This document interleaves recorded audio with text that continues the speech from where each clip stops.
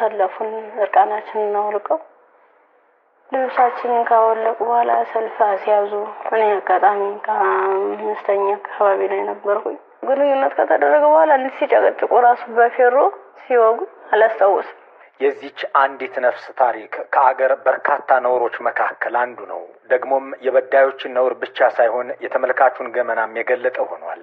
በጋራ ማዘን የቸገረው አገር ተበዳይ የደረሰባትን ስቃይ ለመናገር ስትደፍር ድራማ ነው ብሎ የሚናገር የዘመን ገመና ሳይንሳዊነትንና ምክንያታዊነትን ለማስፈን ይተጋል ተብሎ የሚጠበቅበት ደግሞም ዩኒቨርሲቲ የሚልን ስም የሚያመለክተው የዶምቢዶሎ ዩኒቨርሲቲ ብርቱካን ላይ የተፈጸመውን ጥቃት እሷም ላይ የደረሰውን በደል ከማውገዝ ይልቅ ስሙ ባልተጠቀሰበት ሁኔታ እየዛተ ብቅ ብሏል።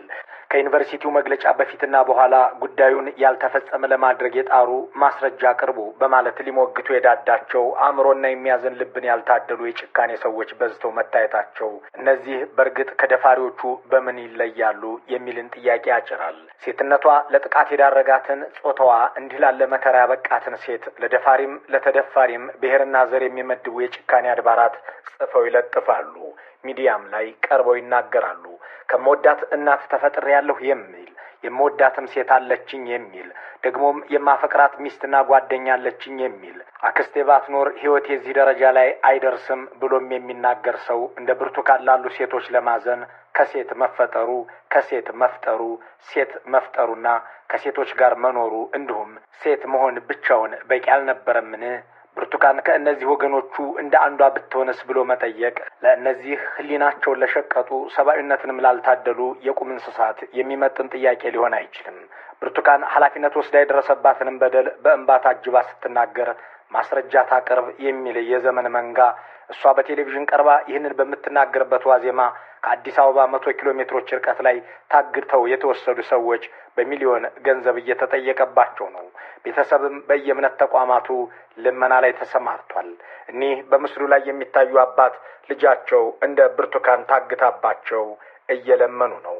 አሊዶሮ በተባለ ቦታ ላይ ከገብረ ጉራቻ ወጣም ብሎ የታገቱት መንገደኞች ዛሬ እንደ ብርቱካን በሕይወት ላይ ተርፉ የሚችሉበት እድል መኖሩን ቤተሰቦች እየተናገሩ ናቸው። ታግታ ስለተደፈረችው ብርቱካን ማስረጃ የሚጠይቀው መንጋ ወደ ደብረ ማርቆስ ሲጓዙ ባሳለፍነው ሳምንት የታገቱት ሰዎች ደብዛቸው መጥፋቱን እነ ቢቢሲ ዘግበውታል ብሎ ቢጠየቅ ቢቢሲንም ማስረጃ ቅርብ ብሎ መናገሩ አይቀርም። እነዚህን ሰዎች ለማስለቀቅ የብልጽግናው አገዛዝ አንዳች ጥረት አላደረገም። ስለገታውም አንድም ቃል አልተነፈሰም።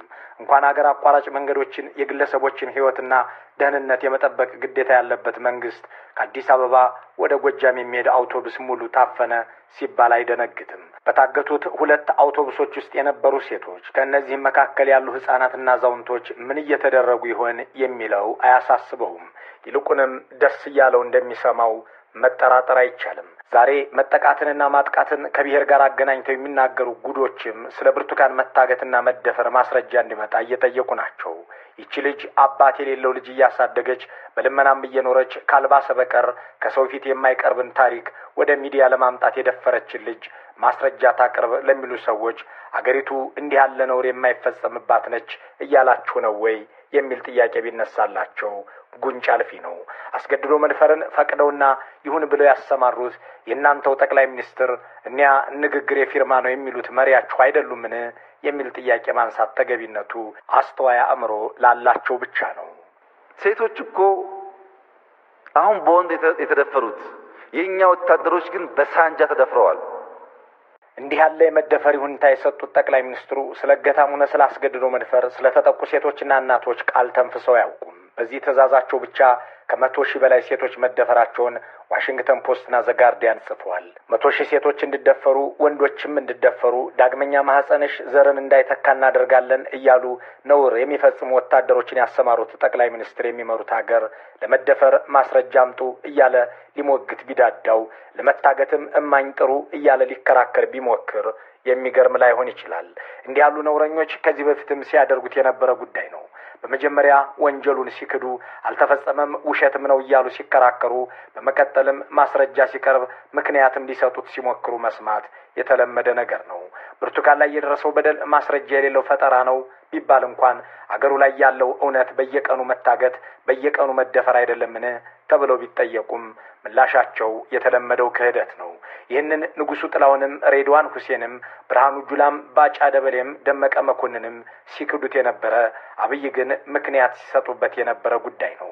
ከጠፉ ልጃገረዶች ይልቅ የተቀጠፉ አበቦች የሚያሳስባቸው ገዢዎች ለአንዲት ሴትና ለአንድ ሰው ሕይወት ያላቸው ዋጋ ለአዲስ አበባ ሳርና ዘንባባ ካላቸው አታይ እንደማይበልጥ ስለ እገታና መደፈር ሲጠየቁ ስለ አበባ ተጨንቀው በሰጡት ማብራሪያ አሳይተዋል።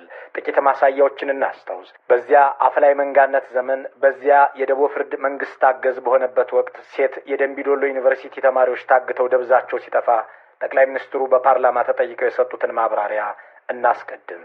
መጀመሪያ ግን ጥያቄው ደንቢዶሎ ዩኒቨርሲቲ በተፈጠረው የጸጥታ ችግር በማምለጥ ላይ የነበሩ የዩኒቨርሲቲ ተማሪዎች አጋቾቹ እነማን ናቸው? የታገቱ ተማሪዎች በምን ሁኔታ ላይ እንደሚገኙ ማብራሪያ እንዲሰጡኝ እጠይቃለሁ።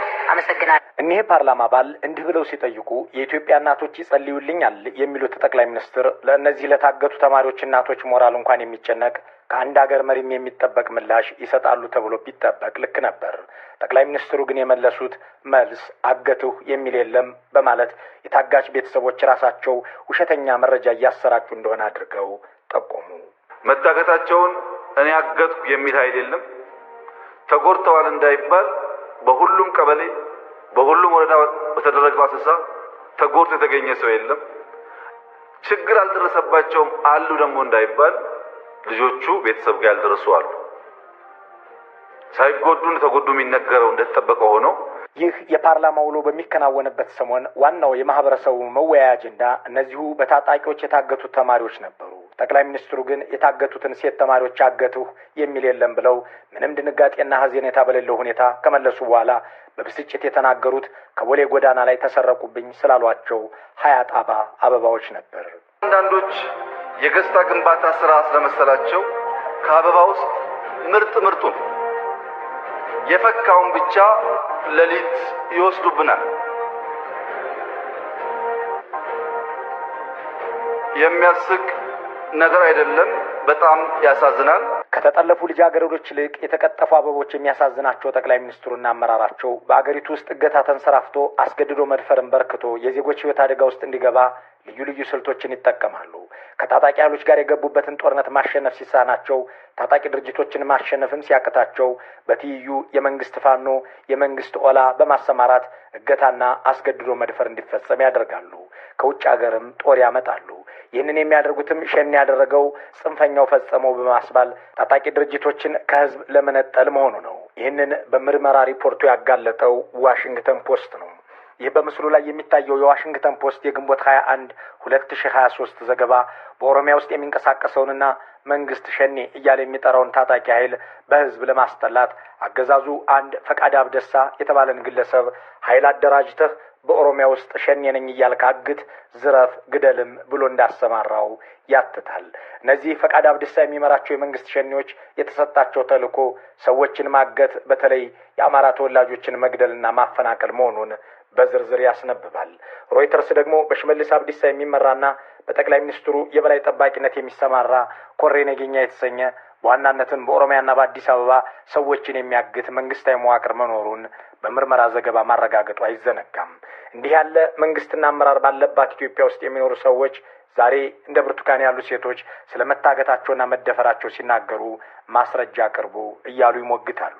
የሰው ነፍስ ረክሶ በሊቢያ በረሃዎች ይሰማ የነበረ የአጋቾች ድራማ፣ በሲሲሊ ማፊያዎች ድርሳናት ላይ ይታወቅ የነበረ ታሪክ፣ በናይጄሪያ የቦኮ ሐራም ዘገባዎች ላይ ይነገር የነበረም ጥፋት ዛሬ ከኢትዮጵያ ዋና ከተማ አዲስ አበባ ጥቂት ኪሎ ሜትሮች ርቀት ላይ የሚፈጸም ተራ ተግባር ቢሆንም ይህንን ወንጀል ከማውገዝ ይልቅ ይህንን ነውርም ከማነወር በላይ ማስረጃ የሚጠይቁ የዘመን ጉዶች በርክተው ታይተዋል።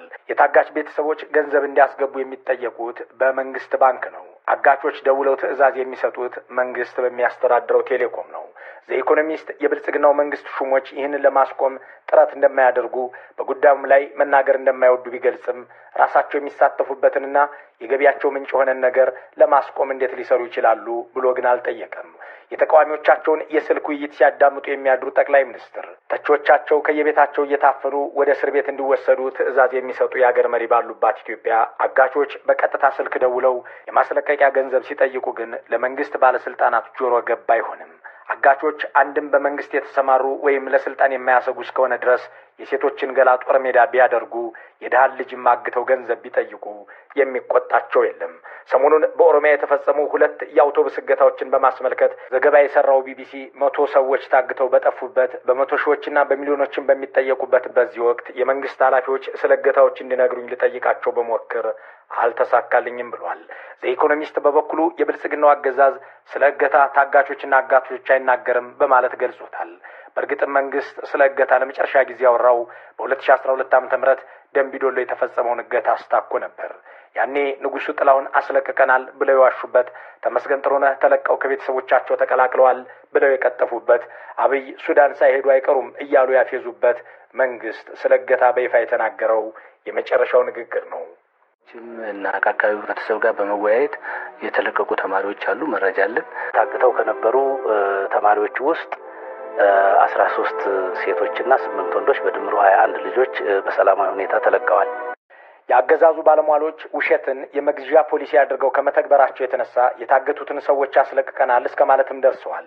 ይህንን የውሸት መረጃ እንዲናገሩ ደግሞ መመሪያ የሚሰጣቸው በዋናነት የጠቅላይ ሚኒስትሩ ጽህፈት ቤት መሆኑን ዛሬ በቁዘማ ላይ የሚገኙትና የቀድሞው ተደማሪና ደማሪ ንጉሱ ጥላሁን በሰርግም በክርስትናም ላይ ለሚያገኟቸው ወዳጆቻቸው የሚናገሩት ሆኗል። በ2012 ዓ.ም ጥር የመጀመሪያ ሳምንት ጠቅላይ ሚኒስትር አብይ ወደ ጀርመን በርሊን ለአንድ ስብሰባ በተጓዙበት ወቅት በኢትዮጵያ የማህበራዊ ሚዲያ ተጠቃሚዎችና ተርታው ማህበረሰብ ጭምር ከደምቢዶሎ የታገቱትን 27 ተማሪዎች አጀንዳ አድርጎ በመንግስት አቅመቢስነት ላይና ለምን እነንትናን ልክ ያስገባልንም እያለ የጦርነት ቅስቀሳና የጥላቻ ትንተናዎችን ይሰጥ ነበር።